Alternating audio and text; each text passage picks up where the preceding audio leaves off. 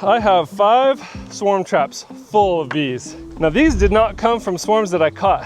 I actually used traps to make splits. So in another bee yard, I had a couple of hives that needed to be split. And so I put the old queen along with a couple frames of bees into these swarm traps. And now it's time to move them into their new home. So I always give my bees a smoke before I open it up, just to let them know I'm coming and calm down. It's gonna be all right. Smoke does a lot. Bees communicate a lot through smells. And so the smell of the smoke kind of disrupts their communication systems so that it's a little bit more difficult for them to coordinate and try to communicate an attack. Also, bees in nature live in trees, and I think bees have adapted to smelling smoke and thinking potentially that the tree's on fire and they might have to abandon that space. And so it kind of triggers a little bit of a response in the bees where they start consuming a lot of honey really fast in case they have to leave their home. And so oftentimes when I use the smoke and I open up the hive box, the bees are focused on consuming honey, so they're less focused on defense. This is the last frame in this box, and they're just barely getting started drawing it out, so they're not too crowded, which is good. I don't ever want them to be too crowded, but I do want them filling up the space. There's a lot of bees on the outside of this box. I think they're trying to cool it off because it's pretty hot. It's got thin walls on these swarm traps. Looking for eggs right now. These swarm traps have really thin walls, so it's a little harder for them to regulate the temperature. So moving them into this full-size box, even though they're not getting crowded in that one, it's still going to be a better situation for these bees because there's going to be thicker walls. So they're going to be able to regulate the temperature in this nest a little bit easier because of moving them into this full-size box. Okay, so now I'm just going to keep going one at a time here. And as I'm moving these frames, I'm checking for brood. And here we have some eggs on these frames. Some worker larvae. We have lots of pollen, lots of honey. So I know that these bees are doing good. But I'm looking for eggs, and I hold the frame so the sun is on my back.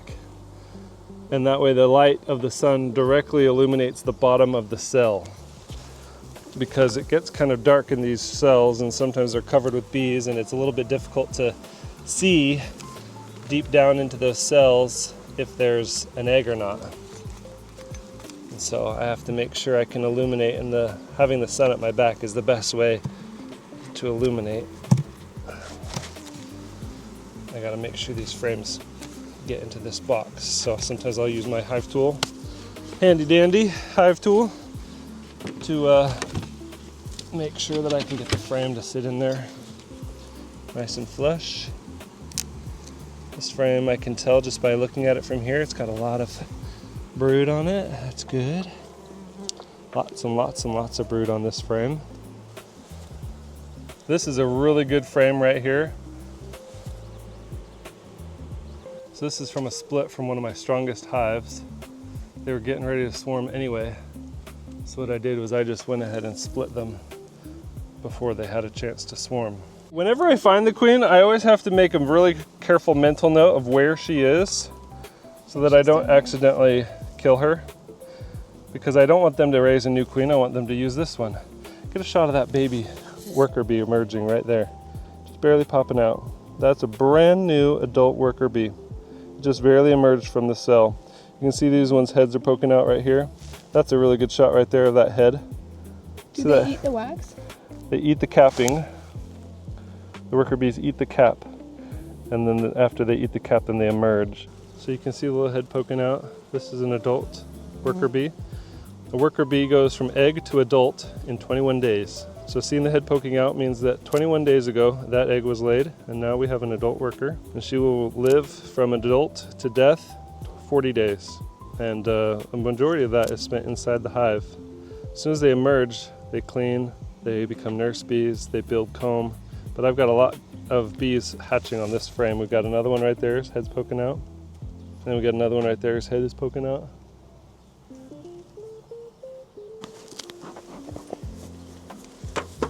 These bees are just covering the outside of this box.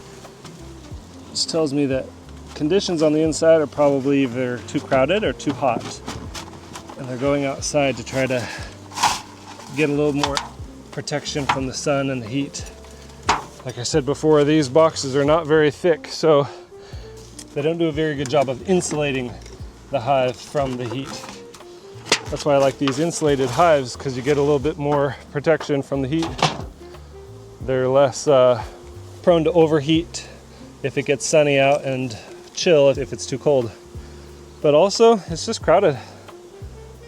So there's a lot of bees in here, but they are running out of room. That last frame was pretty empty, but they're working on it. But as I'm looking in between these frames, there's a lot of bees on them. They're drawing out the comb.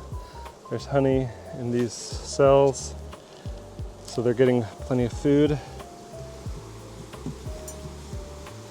But now we're getting to the good frames. I want to make sure we have good brood, because sometimes they'll leave the box because it's too hot and the brood is dying, or there's hive beetle infestation. Right now what I'm looking for is eggs in these empty cells. When I see empty cells, I just want to make sure that there's eggs and that they're refilling it with more brood. These cells up here have really young larvae in them. These ones right here.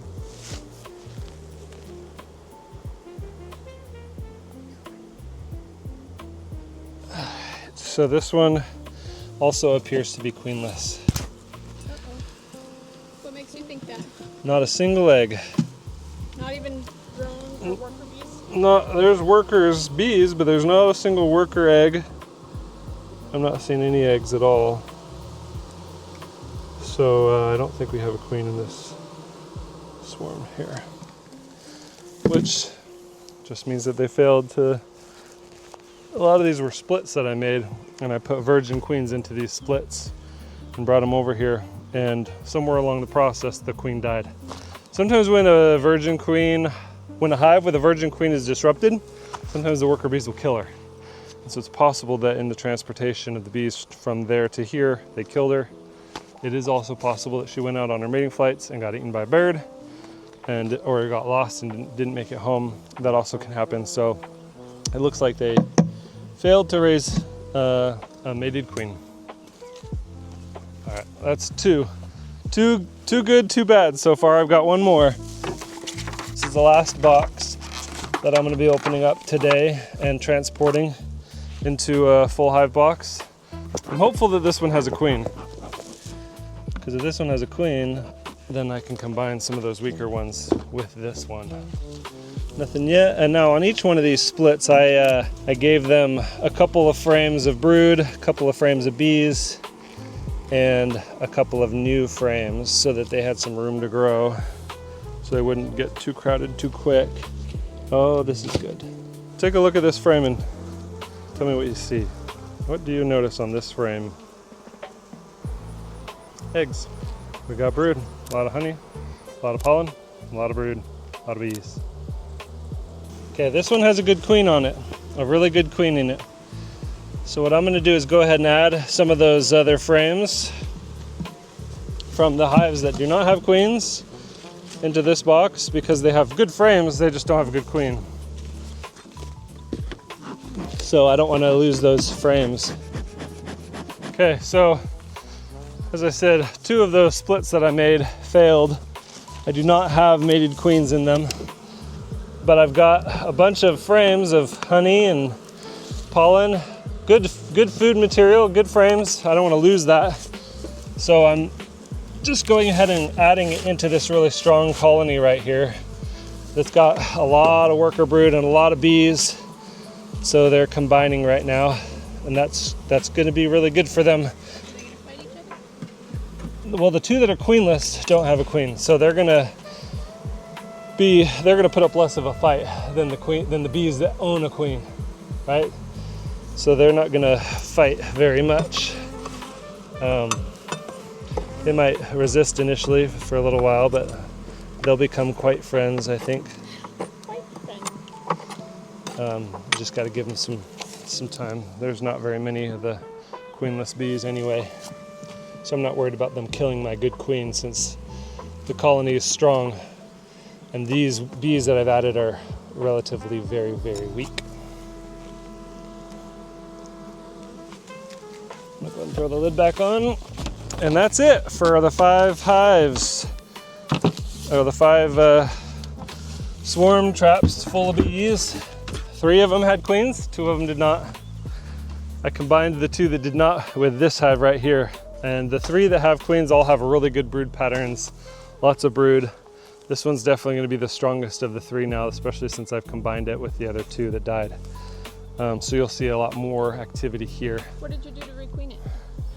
Requeen it. I didn't requeen anything because the 2 that did not have queens, I did not requeen. I just combined them with a strong hive that already had a queen.